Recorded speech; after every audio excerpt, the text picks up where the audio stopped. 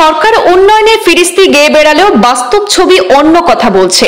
রাজ্যের double engine সরকারের আমলেও চাঁদা তুলে গ্রামীণ রাস্তার কাজ করতে হচ্ছে পূর্ব কানিসাইলে।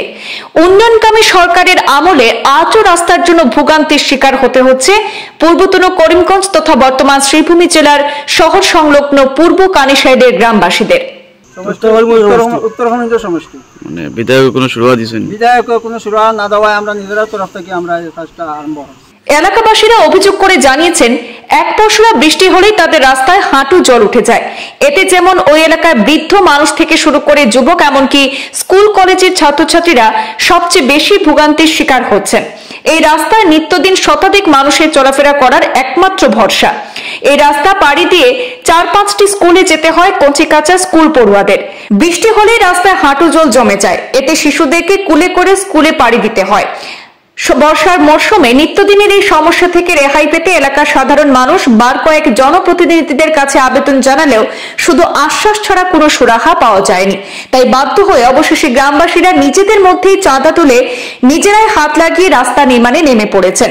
এই বিষয়ে গ্রামবাসীদের পক্ষে ফরিদ উদ্দিন নিজেদের দুঃখ দুর্দশার কথা তুলে ধরে বলেন, শহর থেকে মাত্র 1.5 কিলোমিটার দূরে তাদের গ্রামের এই রাস্তার দুর্দশা মেটাতে বার কয়েক তারা বিভিন্ন জনপ্রতিনিধিদের দ্বারস্থ হয়েছিলেন, কিন্তু তারা শুধু আশ্বাস ছাড়া আর কিছুই দেননি।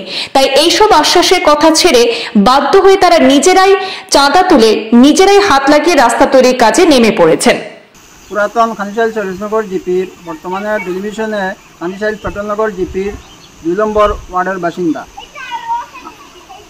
আমরা ইস্ট খানিসাইলের রাস্তার 2 নম্বর ওয়ার্ডের রাস্তার কারণে আমরা বিভিন্ন পিএইচি টু 622 বান্দনাচাঁদপুর এলপি স্কুলের এই রাস্তাটা কাজ করার লাগি বিভিন্ন সময় আমরা এমএলএ এবং জিপির কাছে আটিয়া আমরা কোনো রাস্তার স্কিম পাইছি না পাওয়ায় আমরা নিজেরা তরফ থেকে আমরা এই রাস্তার কাজ আরম্ভ করছি।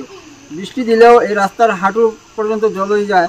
আমরা এলাকার বাচ্চারা স্কুলে যাওয়া আসা, 4-5টা স্কুল আছে, 600 স্কুলের ছাত্রছাত্রীরা যাওয়া আসা করতে বিভিন্ন অসুবিধা হয়। এমনকি একটা অ্যাম্বুলেন্স গাড়িও পেশেন্টের কারণে একটা অ্যাম্বুলেন্স গাড়িও আসতে অসুবিধা হয়। বৃষ্টি দিলেও রাস্তার মধ্যে হাঁটু জল হয়ে যায়। যার কারণে আমরা সরকার থেকে কোনো স্কিম না পাওয়ায় আমরা নিজেদের তরফ থেকে আমরা লাল মাটি দিয়া আমাদের এলাকার তরফ থেকে বাট্টা থেকে ইট আনিয়া আমরা রাস্তাটারে কাজ করিয়া দিয়া।